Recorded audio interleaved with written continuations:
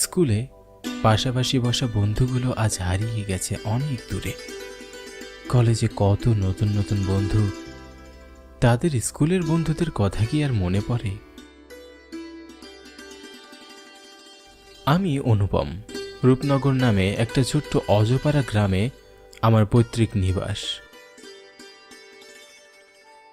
1 মাস আগে আমি শহরের সুনামধন্য দ্য লিটল ফ্লাওয়ার কলেজে ভর্তি হয়েছি। এই শহরে আমার কোনো আত্মীয় স্বজন নেই। রোজ গ্রাম থেকে এসে সময় মতো ক্লাস করা আর সম্ভব হচ্ছে না, তাই বাধ্য হয়ে কলেজের হোস্টেলে উঠেছি। আজ হোস্টেলে আমার প্রথম দিন।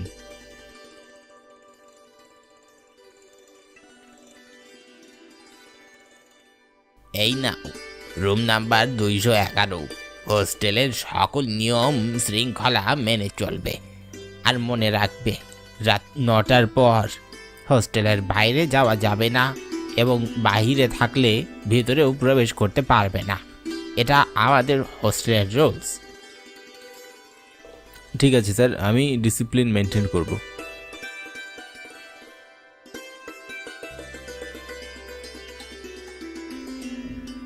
আমি হোস্টেলের ম্যানেজার স্যারের কাছ থেকে চাবি নিয়ে আমার রুমের দিকে যাচ্ছিলাম। কলেজটা বেশ পুরনো, কিন্তু পড়াশোনার মান অনেক ভালো। বুক ভরা স্বপ্ন নিয়ে আমি এই কলেজে ভর্তি হয়েছি।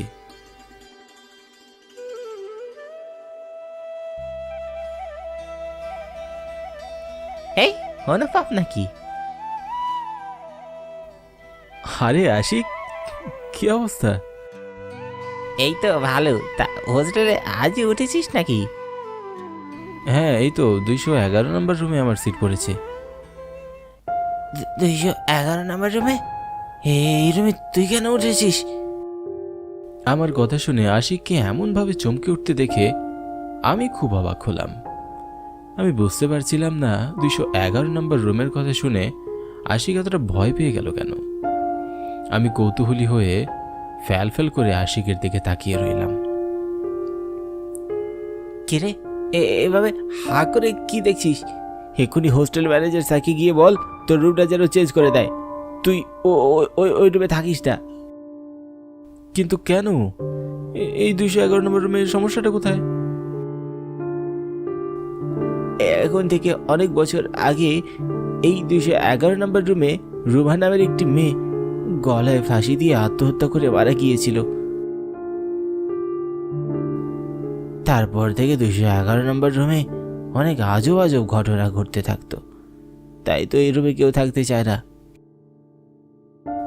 আশিকের মুখে এমন কথা শুনে আমার পশমগুলো কাটা দিয়ে উঠল।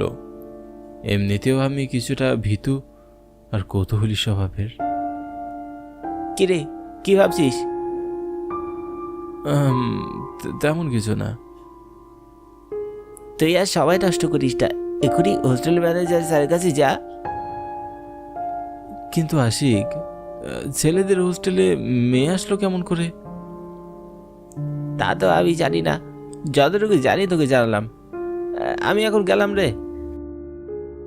আচ্ছা যা। আশিক আমার কাছ থেকে বিদায় নিয়ে চলে যায়। আমিও তাড়াহুড়ো করে হোস্টেল ম্যানেজারের রুমের কাছে গেলাম।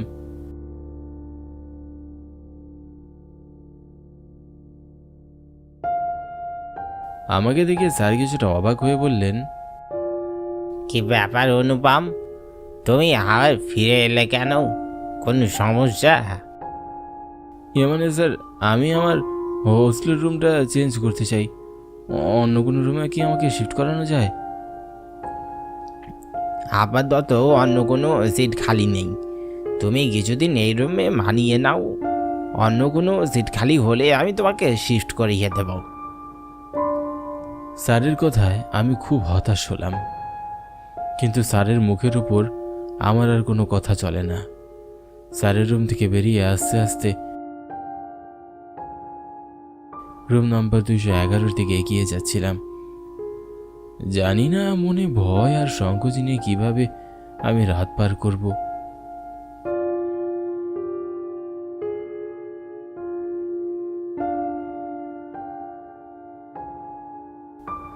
রুমে এসে আমি ফ্রেশ হয়ে বিশ্রাম নিচ্ছিলাম। কিছুক্ষণের মধ্যে সন্ধ্যা নেমে আসলো।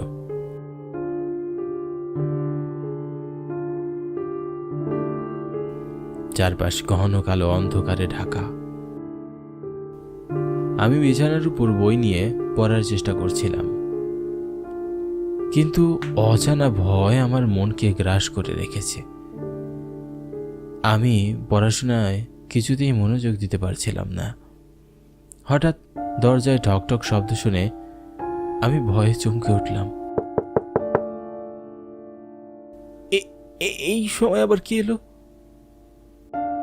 আরে বাপ, আমি আশিক, দরজা খোল। ও আশিক, দাঁড়া আসছি।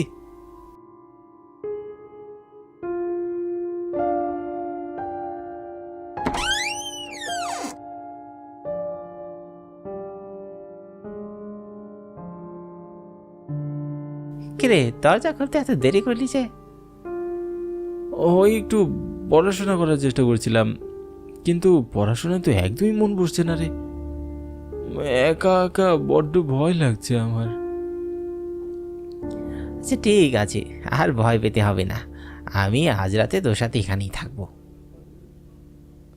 আশিকের কথা শুনে আমার মনটা আনন্দে ভরে উঠল। মুহূর্তের মধ্যে আমার মনের সমস্ত ভয় সংকোচ কেটে গেল। দুই বন্ধু রাতে গল্প করতে করতে ঘুমিয়ে যাই।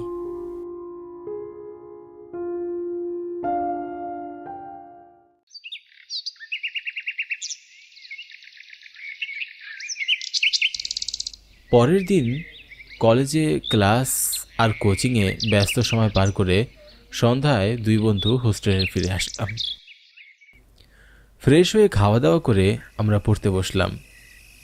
আজ ক্লাসে অনেক পড়া দিয়েছে, আর তাছাড়া যে স্বপ্ন নিয়ে আমরা এই কলেজে ভর্তি হয়েছি তা বাস্তবায়ন করতে হলে আমাদেরকে অনেক কঠোর পরিশ্রম করতে হবে। পড়তে পড়তে কখন যে রাত 12টা বেজে গেল আমরা সেটা বুঝতেই পারিনি। হঠাৎ বিদ্যুৎ চলে যায়। আশিক বিরক্ত হয়ে বলল, এই যা, লোডশেডিং শুরু হয়ে গেল। কটা বাজে দেখতো অনুপম?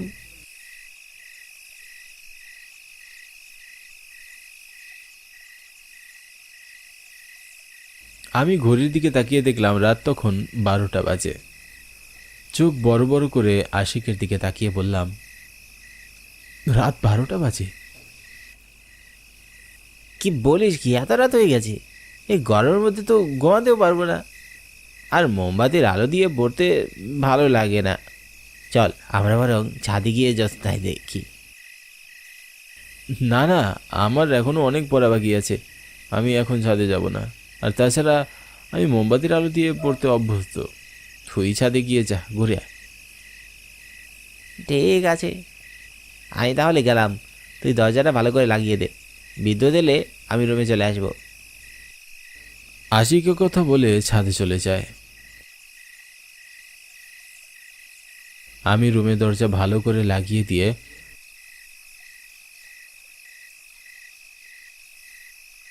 পড়ার টেবিলে পড়তে বসলাম। আমি খুব মনোযোগ দিয়ে পড়াশোনা করছিলাম। হঠাৎ মোমবাতির আলোটা নিভে যায়। আমি বিষয়টাকে গুরুত্ব না দিয়ে মোমবাতিতে আবারও আগুন জ্বালিয়ে দিই, কিন্তু কিছুক্ষণের মধ্যে আবার মোমবাতির আলো নিভে যায়। আমি অবাক হয়ে আশেপাশে তাকাচ্ছিলাম।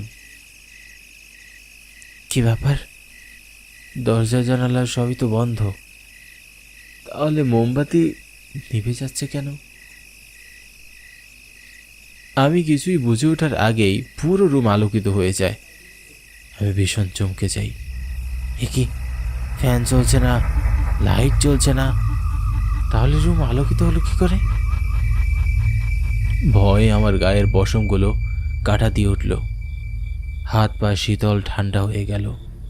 বুকের ভিতরে থাকা প্রাণ পাখিটা ধুকধুক করতে লাগলো।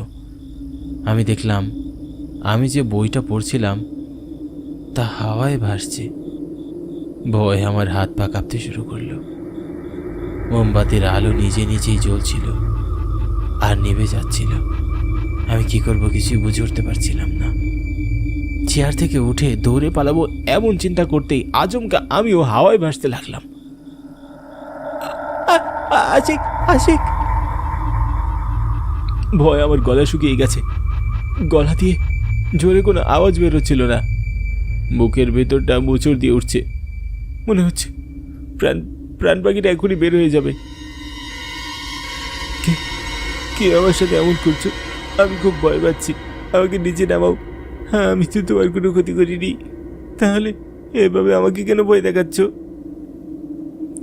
আমি এসব কথা বলতেই নিচে নেমে আসলাম। রুমের অলৌকিক আলোটি নিভে গেল এবং মোমবাতির আগুন নিজে থেকেই জ্বলে উঠল। আমার হাত পা এখনো কাঁপছে। বেঁচে আছি তা বিশ্বাস করতে কষ্ট হচ্ছে। হঠাৎ দরজায় ঠকঠক শব্দ হলো।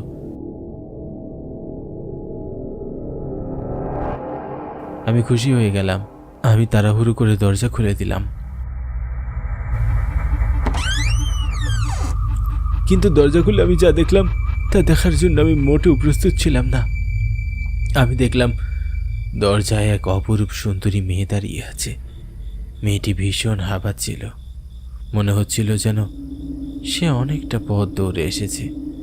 তার ঘন কালো লম্বা চুলগুলো এলোমেলো ছিল, টানা টানা চোখ কাজল দিয়ে আঁকা, বাঁশির মতো সরু সুন্দর নাক, রক্তজবা ফুলের মতো টকটকে লাল ঠোঁট, আর পরনে সাদা ধবধবে শাড়ি। কোনো মানুষ এতটা সুন্দর হয় তা আমার জানা ছিল না। দেখে মনে হচ্ছিল এ যেন স্বর্গ থেকে স্বয়ং কোনো দেবী নেমে এসেছে। আমি মুগ্ধ হয়ে অবলোক দৃষ্টিতে ওনার দিকে তাকিয়ে রইলাম, যেন 1000 বছর তাকিয়ে থাকলে ওনাকে দেখার স্বাদ আমার মিটবে না। আমার ধ্যান ভেঙে দিয়ে সুন্দরী মেয়েটি বলল, আমি খুব ক্লান্ত, আমাকে এক গ্লাস পানি দিন। কিন্তু আপনি কে? আরে এত রাতে আপনি ছেলেদের হোস্টেলে কেমন করে আসলেন? আমি খুব বিপদে পড়েছি, ভেতরে এসে কথা বলি। হ্যাঁ, আসুন, ভিতরে আসুন।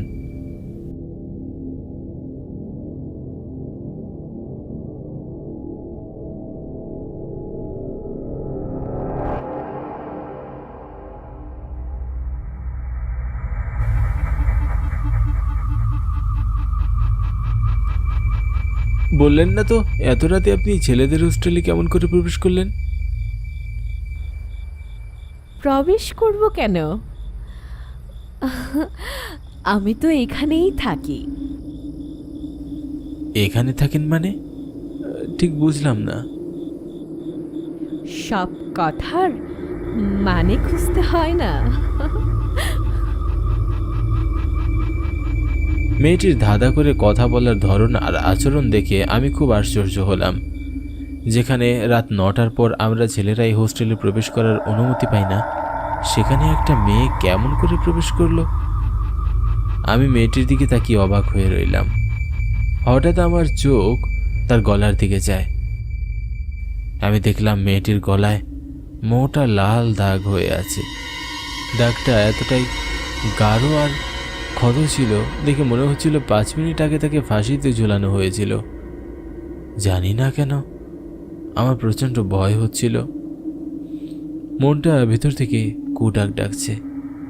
আমি ভয়ে ভয়ে মেয়েটিকে জিজ্ঞাসা করলাম, আপনার গলায় ওটা কিসের দাগ?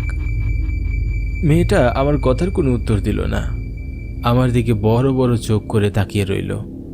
বুঝতে পারলাম আমার কথায় সে বিরক্ত হচ্ছে। তাও বললাম, আপনার নাম কি? আমার নাম? হ্যাঁ, আপনার নাম? আমার নাম রূপা।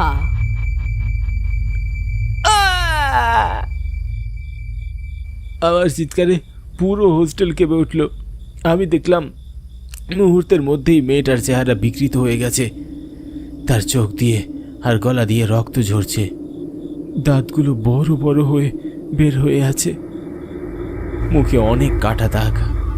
ভয়ঙ্কর কণ্ঠে মেয়েটি আমাকে বলল, কেন কেন আমাকে বিরক্ত করতে এই রুমে এসেছিস? এটা আমার রুম, এখানে আমি কাউকে থাকতে দেই না, আর যে থাকতে চায় তাকে জীবিত রাখি না। মেয়েটিকে আমার দিকে এগিয়ে আসতে দেখে ভয়ে আমার হাত পা ধরধর করে কাঁপতে শুরু করলো। বুকের ভেতরটা শুকিয়ে গেল। আমি মাথা ঘুরে পড়ে গেলাম। তারপরে আমার আর কিছুই মনে নেই। জ্ঞান ফিরে আসার পর আমি দেখলাম আমার পাশে হোস্টেল ম্যানেজার স্যার, দারোয়ান চাচা আর আমার বন্ধু আশিক বসে আছে। রাতে আমার চিৎকার শুনে ওনারা নাকি আমার রুমে এসে আমাকে অজ্ঞান অবস্থায় পায়। আমি ওনাদের আমার সাথে ঘটে যাওয়া সব কিছু বললাম। তারপর দারোয়ান চাচা আমাকে জানালেন, এখন থেকে অনেক বছর আগে এই রুমে রূপম নামের এক প্রভাবশালী ছাত্র থাকত। রুমা তখন এই কলেজের সবচেয়ে সুন্দরী মেয়ে ছিল। রুমা আর রূপমের গভীর প্রেম অনেক ভালোই ছিল। একটা সময় রুমা অন্তঃসত্ত্বা হয়। সে দৌড়ে রূপমের কাছে আসে, কিন্তু রূপম তাকে বিয়ে করতে অস্বীকার করে।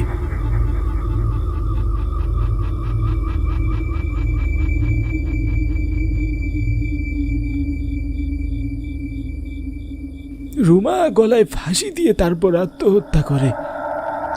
তার কিছুদিন পর রূপমের অস্বাভাবিকভাবে তার মৃত্যু হয়, এবং তারপর থেকে রুমার আত্মা এই রুমে ঘুরে বেড়ায়। সবকিছু শুনে আমার গায়ের পশমগুলো কাটা দিয়ে উঠল। তারপর সেদিনই হোস্টেল ম্যানেজার স্যারকে বললাম আমাকে অন্য রুমে শিফট করে দিতে। তারপর সে আমায় অন্য রুমে শিফট করে দেয়। রুমার জন্য আমার খুব মায়া হচ্ছিল সত্যি বলতে।